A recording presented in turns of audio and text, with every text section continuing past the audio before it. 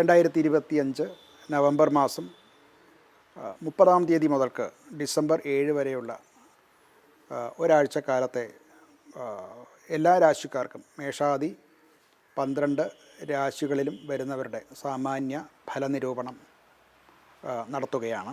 ഗ്രഹസ്ഥിതി പറഞ്ഞാൽ സൂര്യനും കുജനും വൃശ്ചികത്തിലാണ്. ഡിസംബർ 6-ന് അത് കുജൻ ധനുവിലേക്ക് മാറും.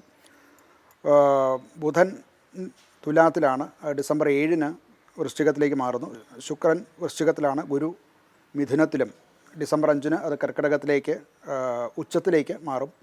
ശനി മീനത്തിലും, രാഹു കുംഭത്തിലും, കേതു ചിങ്ങത്തിലുമാണ്. അടുത്തത് മകരക്കൂറാണ്. കാപ്രിക്കോൺ എന്നാണ് ഇംഗ്ലീഷ് നാമം. ജോലി സംബന്ധിച്ച് പറഞ്ഞാൽ ഗുരു 7-ാം ഭാവത്തിലേക്ക് വരികയാണ്. പാർട്ട്ണർഷിപ്പ് മുഖേനയുള്ള അഥവാ ഒന്നിച്ച് ഉള്ള മറ്റു വ്യക്തികളുമായിട്ട് ഒന്നിച്ച് ചേർന്നുണ്ടാകുന്ന ബിസിനസ് അല്ലെങ്കിൽ അങ്ങനെയുള്ള പ്രവർത്തനങ്ങളെ കൊണ്ട് ഉള്ള നേട്ടം, ലാഭം ഉണ്ടാകാൻ സാധ്യതയുണ്ട്. ബിസിനസ് സംബന്ധമായിട്ടും പാർട്ട്ണർഷിപ്പിലുള്ളവർക്കും ഒക്കെ അനുകൂലമായിട്ടുള്ള കാലമാണ്. ഒരു നല്ല അവസരം ആണ് ഇവരെ സംബന്ധിച്ചിടത്തോളം. ധനപരമായിട്ട് 11-ൽ ഭാവത്തിൽ ശുക്രനാണ്.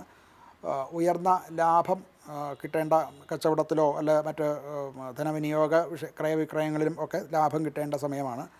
അതുപോലെ സ്വർണം ബിസിനസ് ചെയ്യുന്നവർക്ക് അഥവാ സ്വർണം ഒരു ഇൻവെസ്റ്റ്മെൻറ്റായിട്ട് എടുക്കുന്നവർക്ക് സ്വർണം വാങ്ങിക്കാനും അനുകൂലമായിട്ടുള്ള സമയമാണ്.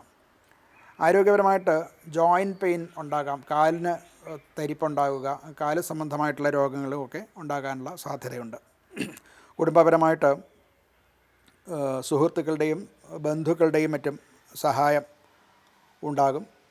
കുടുംബത്തിൽ ഭാര്യ, കുട്ടികൾ മുതലായിട്ടുള്ളവരുമായിട്ടുള്ള യോജിച്ചുള്ള ഒരു പ്രവർത്തനങ്ങൾ നടക്കും. അതുകൊണ്ടുണ്ടാവുന്ന സുഖവും സന്തോഷവും ഇവർക്ക് അനുഭവിക്കാൻ സാധിക്കുന്നതാണ്.